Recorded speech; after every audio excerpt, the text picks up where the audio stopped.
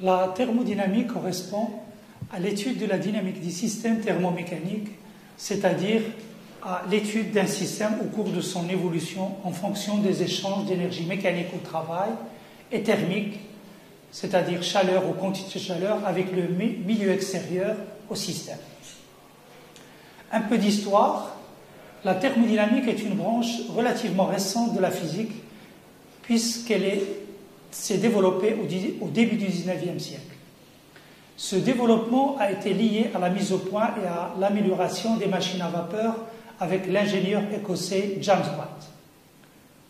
Sur cette photo, on peut voir l'un des premiers prototypes des machines à vapeur. Quels sont les buts et les principes de base de la thermodynamique? Je rappelle que la thermodynamique cherche à décrire les échanges de chaleur et de travail entre un système avec son milieu extérieur. De ce fait, elle est basée sur trois principes. Alors, le premier principe exprime la conservation de l'énergie, qui est un principe qui est très important en mécanique. Deuxième principe, c'est l'impossibilité de transformer toute la chaleur issue d'une source de chaleur ou d'un réservoir de chaleur en travail. Troisième principe, plus un corps est froid, plus il est difficile de le refroidir, c'est-à-dire de faire baisser sa température. La température est une grandeur fondamentale de la thermodynamique.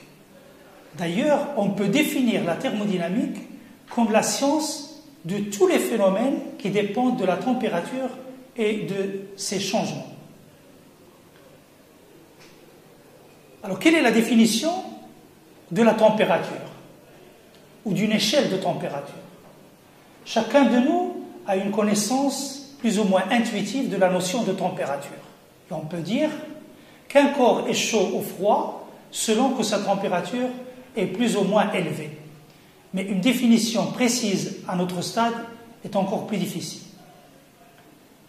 L'un des grands succès de la thermodynamique classique au XIXe siècle est précisément d'avoir donné une définition de la température absolue d'un corps.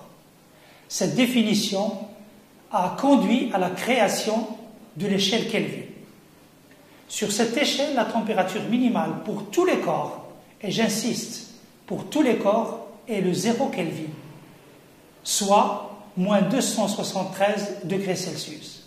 Il s'agit de ce qu'on appelle le zéro absolu. En thermodynamique, nous avons besoin de variables pour décrire l'état d'un système. De ce fait, l'état d'un système est décrit par ce qu'on appelle des paramètres d'état ou des variables d'état. Pour les fluides, qui sont les gaz et les liquides qui nous intéressent dans ce cours, les variables thermodynamiques les plus utilisées sont la pression, le volume et la température. Ce qui nous intéresse en plus à travers ces variables, c'est la relation qui les lie à l'équilibre thermodynamique. Donc la relation entre la pression, volume et température à l'équilibre thermodynamique, c'est ce qu'on appelle l'équation d'état d'un fluide. Le cours de thermodynamique que nous allons voir propose une description purement macroscopique du comportement des systèmes physiques qui sont eux-mêmes macroscopiques. Elle vise en particulier la caractérisation des états d'équilibre des systèmes en fonction des contraintes qui leur sont imposées. Elle vise la prédiction du sens de l'évolution des systèmes quand certaines contraintes sont appliquées ou levées. Elle vise enfin la détermination des échanges d'énergie entre un système et son environnement, c'est-à-dire son milieu extérieur. La thermodynamique est une remarquable école de logique sur le plan de la fermeté, du raisonnement et de la précision du discours qui le transcrit. Mais c'est aussi une discipline difficile dont la maîtrise ne vient que lentement. Elle nécessite en particulier le respect de quelques réflexes essentiels. Définition précise des systèmes étudiés, description précise des diverses grandeurs du système et de celles du milieu extérieur, définition précise des transformations imposées au système, etc. comme dans toutes les sciences exactes, pour établir des lois, établir des relations entre des grandeurs physiques telles que la pression, le volume et la température, pour calculer des valeurs de travail, de quantité de chaleur, de température, de pression et de volume, on a besoin d'un minimum de bagages mathématiques. Ce sera l'objet du chapitre 1.